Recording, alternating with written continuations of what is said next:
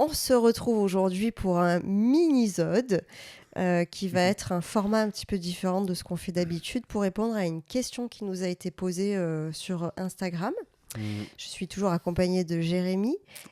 Et Tu me lâches pas, moi je suis toujours accompagné d'Océane. Épisode après épisode, elle est toujours là. Elle tient. La question qui nous a été posée est celle-ci. Comment appréhender la première relation sexuelle quand on a peur ? Voilà. Eh bien, on sait pas quoi dire du coup. Ça Parce que ça remonte à loin. remonte à trop longtemps qu'on a oublié.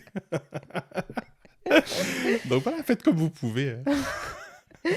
Alors, Non, aurais-tu déjà ouais. des idées ? Euh, on rigolait un peu en off. Oui. Parce que du coup, moi je me souviens mes premières relations où en fait j'étais plutôt impatient, excité. Voilà, j'avais ce truc de. Un peu cette découverte, un Eh peu, oui. du corps de la femme, de toutes ces choses-là, quoi. Donc moi, j'avais pas d'appréhension proprement parler. Je ressentais pas de trucs de stress, de peur ou trucs comme ça. Et par contre, ce qui s'est passé, c'est que ça a été quand même assez progressif. Où du coup, avec ma première copine, on n'a pas eu de relation sexuelle, en vrai. Sous-entendu pénétration, voilà. Et c'était plus des jeux, des petits touchés, tout ça. Et je pense que cette phase-là, ça m'a permis de découvrir un peu le corps, découvrir avec cette excitation, ces jeux-là et tout ça. Et en fait, après, ça s'est arrêté. Et puis après, j'ai eu des relations à la suite, quoi. Mais du coup, il n'y avait pas d'enjeu parce qu'il y avait eu une forme de progression. Je Ouais, pense qu'il y tu avait es de la allé douceur, quoi. crescendo. Ouais. Bah, c'est le tips que j'allais donner un petit peu, effectivement, de ne pas passer de... je connais pas le corps de l'homme ou de la femme qui m'accompagne. À d'un coup, non seulement je le caresse pour la première fois, mais en plus, je vais dans une relation sexuelle directe, où là, ça peut faire peut-être un peu trop. Ouais. Pour certaines personnes, hein. Il y en a qui sont OK avec ce rythme. Mais il y a vraiment une question de rythme, je pense, qui est importante à remettre en jeu et au centre de soi. Quel est votre rythme ? Et déjà, est-ce que vous vous sentez prête et prêt à avoir cette relation sexuelle ? Parce que des fois, c'est le ou la partenaire qui le demande. Mais peut-être que c'est pas votre rythme à vous aussi. Je pense que, tu vois, je sais pas, je peux pas me prononcer, mais dans mon ressenti, un truc qui est sûr, c'est qu'il y a un accès aujourd'hui à l'information, et notamment au porno, Mm. du coup, qui est pleinement existant, je pense, chez les jeunes, qui existait quasiment pas, ou peu, je trouve, à notre époque, tu vois. Et je me souviens, on en parlait, tu vois, il y avait des trucs, mais il y avait pas, en tout cas, moi, je l'ai pas vécu comme ça.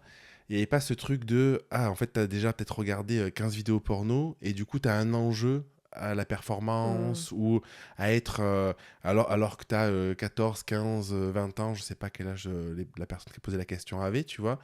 Tu as ce truc de il faut assurer, tu vois. Et j'ai l'impression qu'il y avait un côté peut-être plus naïf, nous, à notre époque. Je sais pas ce que tu en penses. Bah, moi, comme je te l'ai dit, j'avais déjà ces codes-là de la sexualité performative. Donc pour moi, déjà, Ouais. une relation sexuelle, ça voulait dire forcément une relation pénétrative. Et là où l'homme pouvait jouir. Ouais, ouais, du coup. Voilà, donc c'était très biaisé et c'est très culture pornographique, hein, de toute façon. Ouais, Même si moi, j'ai pas baigné là-dedans, j'en ai pas regardé, j'ai jamais trop aimé les pornos, mais c'était ancré chez moi, quoi, dans mon éducation et dans mes croyances, dans mon système de croyances. ouais. Nous, tu vois, j'avais. Je me souviens, tu vois, il y avait des copains qui avaient. Leurs parents, ou je sais pas, le père, la mère, peut-être le père plutôt, j'en sais rien, avaient enregistré le journal du Hard ou des trucs comme ça, tu Mm, vois. Mais c'était pas accessible comme aujourd'hui, en fait. Tu mm. vois, t'avais pas le truc où aujourd'hui, un Ouais, gamin les de 10 réseaux ans qui a accès à sociaux. Internet, il Mm. peut y aller, quoi, tu vois. Et ça existe. Enfin, moi, tu vois, il y avait pas ça. Mais du coup, effectivement, il y a les deux côtés. Donc, le côté négatif, c'est celui-là, c'est qu'il y a beaucoup plus d'exposition à des chocs c'est choquant, en fait, des fois, de voir des scènes comme ça quand on n'a pas l'âge. Quand, encore une fois, je remets l'histoire de rythme, parce que c'est vraiment de ça dont il s'agit. C'est pas notre rythme. Quand c'est pas notre rythme de voir un pénis pénétrer un vagin, ça peut être hyper choquant de le voir, en fait. Ouais, parce que tu vois des adultes en plus, Oui. alors que t'es quand même un enfant ou un adolescent, Puis quoi. voilà, les plans porno, des fois, Ouais. c'est pas super glamour non plus. Donc ça peut être hyper exposant et bafouer le rythme de la personne. Mais à la fois, l'avantage de la technologie d'aujourd'hui, comme tu dis, c'est que on peut trouver plein Hmm. d'informations. Voilà, faites attention aux sources que vous allez chercher, que ce soit des sources intéressantes, qui soient enrichissantes pour vous et pas enfermantes, là où la porno peut être hyper enfermante selon le type de porno que vous regardez. Et si vous regardez que ça aussi, hein, c'est important d'avoir de la diversité. Après, il y a un truc aussi... Pardon, excuse-moi, je t'ai coupé. Ouais, je vais te fouetter. Attends, je reprends le fil du coton. De la diversité, de bien respecter votre rythme, je dirais ça, de commencer crescendo, commencer par effectivement des caresses, découvrir le corps, s'embrasser là, peut-être même embrasser sur le sexe, ou commencer à peut-être mettre les mains dans le sexe de le ou la partenaire avant de se dire... Et c'est déjà de la sexualité en fait. Hein. Voilà, la sexualité n'est pas que pénétrative, je le répète. Et en parler. Voilà, en parler avec ses amis déjà pour en parler avec un adulte de confiance si vous avez la chance d'avoir ça autour de vous, et en parler aussi avec son partenaire ou sa partenaire. Voilà, pour moi c'est la première fois, il se passe ça, pour que votre partenaire la première fois soit en capacité de vous sécuriser. Si c'est pas le cas et que le partenaire que vous avez en face ne fait pas cas de votre peur, peut-être que c'est pas la personne c'est avec pas le bon qui... ou la bonne. Voilà, c'est intéressant d'aller. C'est vrai que il y a peut-être ce truc aujourd'hui d'accès à l'information qui est... Enfin, c'est pas peut-être, c'est qui est beaucoup plus important que nos premières fois à nous. Et aussi, peut-être du coup, parce que moi, je me souviens, c'était pas évident d'en parler parce que, en fait, tes potes qui l'ont pas fait, il se passe rien, ils l'ont pas fait. T'as pas envie d'en parler à tes parents, pas forcément, tu vois. Il y en a qui ont peut-être la chance de pouvoir se dire, je peux en parler et tout, tu vois. Mais c'est pas toujours le cas, comme tu disais, une personne de confiance. Et du coup, aujourd'hui, l'avantage, c'est peut-être que tu peux davantage trouver des comptes sur les réseaux qui font de la pédagogie là-dessus, ou qui vont peut-être répondre à ton message, ou en tout cas qui peuvent faire passer un message où tu as plus... rien que le podcast, là, déjà, tu vois, de pouvoir écouter l'épisode, d'avoir plus confiance, de se dire, OK, qu'est-ce que je peux faire, qu'est-ce que je peux pas faire et tout. Et je pense qu'il y a le truc principal, ce qui est peut-être moins évident à cet âge-là, je sais pas, mais c'est d'essayer d'être écouté, en fait. Oui. C'est d'essayer de se dire est-ce que j'ai envie, est-ce que j'ai pas envie, qu'est-ce que j'ai envie de faire ou pas. En fait, c'est ce que la peur, elle vient nous dire. Hein. La peur, elle nous demande une protection. Et la protection, c'est ça, c'est l'écoute qu'on peut avoir envers soi-même. De quoi j'ai envie, comme tu dis. Qu'est-ce qui est bon pour moi ? Est-ce que voilà, ça respecte mon rythme ? Si vous vous sentez déconnecté dans la situation, dans la relation sexuelle que vous êtes en train de vivre, que vous êtes en train de penser à autre chose, ou que vous vous sentez comme immobilisé de l'intérieur, comme figé de l'intérieur, c'est que ça va trop loin, trop vite pour vous. Donc dans ces cas-là, retirez-vous de la relation Et puis à l'inverse, sexuelle. Si quelqu'un a... Oui, on n'est pas obligé de quitter la relation. Si quelqu'un a envie, il faut y aller, quoi. Je pense que c'est important de se protéger et tout, mais je pense dans les deux cas, en fait... Toujours avec le consentement, parce que quand j'entends il faut y aller, tu sais, c'est... Non, mais dans le sens mais où je sais, bien sûr. tu peux te poser 1000 questions et ça peut augmenter la peur aussi, oui, tu vois. des fois, à trop réfléchir. C'est dans ce sens-là, en fait, à te prendre la tête. Si tu sens que c'est le bon moment, t'es avec la bonne personne et que ça se passe bien... Je pense qu'il faut c'est l'expérimentation aussi, tu vois. Il faut tester. Il y a la bonne peur. Hein. La bonne peur, c'est un peu ce qu'on dit le bon stress. Hein. Le stress d'avant monter sur scène, par exemple. C'est celui qui nous dit on va faire un truc nouveau, on ne connaît pas, il va se passer quelque chose de nouveau, mais j'ai la capacité, je vais y arriver, j'ai confiance en moi. Et puis voilà, je suis rassurée, je suis avec un partenaire qui me traite bien, qui prend soin de moi, qui machin. Donc ça, entre guillemets, c'est de la bonne peur, du bon stress qui vient juste vous dire tu t'apprêtes à faire quelque chose de nouveau, écoute-toi pour pas te perdre de vue et c'est OK. Après, la peur envahissante, celle que j'étais en train de nommer juste avant, c'est-à-dire quand vous vous sentez dans une situation où vous vous dissociez, en fait, tout simplement, vous êtes en train de penser à autre chose, vous êtes figé à l'intérieur, immobilisé, ou vous tremblez, ou vous êtes en apnée, ou le souffle s'accélère trop. C'est peut-être pas OK, en fait. Là, il vaut mieux temporiser la situation.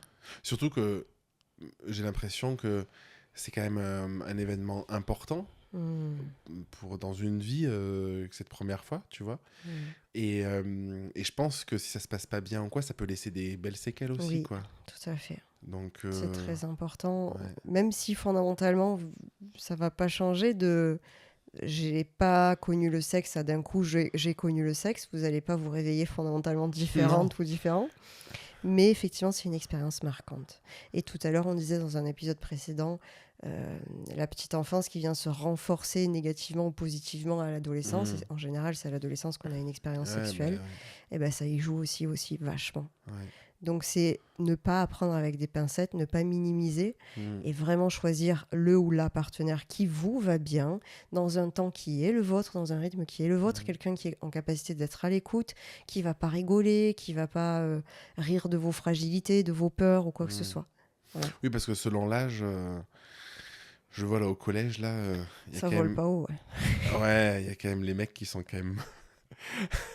Ils sont guidés par leur testostérone, je pense, et du coup, Ouais, ça vole voilà, pas haut. je pense qu'il y a de la chimie là-dedans, je sais pas, mais il y a quand même, il y a quand même ce truc où, ouais, qui se passe comme ça, donc ça vaut le coup de prendre le temps. Ouais, prendre son temps et pas hésiter, voilà, y aller petit à petit, à se respecter, à expérimenter des choses, à ben là ça m'a pas plu, à partager avec votre partenaire aussi. Oui, parce que je pense que ça vaut pas le coup de se mettre un enjeu que sur la première fois, en Oui, fait. Je pense que si t'es bien avec la personne et tout, l'enjeu c'est de se dire, bon, ben, on va avoir des relations et on va... oui, surtout que, de quoi? excuse-moi, j'allais dire, on allait passer à côté de la réponse à la question. Ça parlait de douleur aussi. Ah oui, ouais. Mais je pense que... L'appréhension de la douleur la première fois, notamment pour les femmes. Oui, il y a ça, Mm, effectivement. C'est douloureux pour les femmes. Alors voilà, ben forcément, hein, on va ouvrir un espace qui n'a jamais été ouvert jusque-là. Donc c'est pas comme dans les films, on peut le voir, ça y est, le phallus pénètre le vagin et tout de suite, je suis en train de gémir de plaisir. Il y a peu de chances que ça se passe comme ça. Donc c'est pour ça aussi que c'est important d'y aller tranquillement et que la personne qui va pénétrer, parce que là on va parler de sexualité pénétrative, de la douleur de la première fois, elle peut y aller tranquillement. Donc, proposer à la personne qui va vous pénétrer, là, je m'adresse aux femmes en l'occurrence, qui ont un appareil génital féminin en tout cas, euh, qu'elle vous pénètre doucement, petit à petit. D'abord, j'allais dire presque l'espace du gland qu'elle va rentrer, et puis s'habituer à ça pour aller après un peu plus loin, puis un peu plus loin, un peu plus loin. Et dans le va-et-vient aussi que la personne elle va faire, que ce soit dans un rythme qui soit OK, et surtout pensez à vous lubrifier, parce que mm, si vous n'avez pas assez de lubrification naturelle, et ça ne veut pas forcément dire que vous n'êtes pas excité ou que je sais pas quoi, s'il y a trop de peur, ça peut bloquer la sécrétion de lubrification naturelle. Donc pensez à vous lubrifier, c'est super important pour que l'espace des muqueuses soit détendu et relâché, plutôt que si mm. ça manque de lubrification, tout de suite ça va contracter à l'intérieur, ça va pas être très agréable. Donc allez-y doucement, tranquillement, choisissez le rythme de pénétration, lubrifiez-vous et ne pas hésiter à pas aller au bout. L'homme qui vous pénètre au début, il n'est pas obligé d'aller jusqu'à l'orgasme, justement. Il peut vous pénétrer un petit peu et dès que c'est trop pour vous, que vous sentez que vous commencez à vous tendre, stop. Voilà, consentement de A à Z, c'est super important. Ouais, en fait, il faut avoir une relation de confiance, quoi. Mm. Ouais. C'est pour ça que c'est tellement important. N'allez pas dans une relation sexuelle parce que vous êtes avec l'homme le plus populaire du lycée ou parce que toutes vos amies ont déjà fait l'amour et pas vous. Là, je le mets au Mm. féminin, mais la réciproque est Mm. vraie.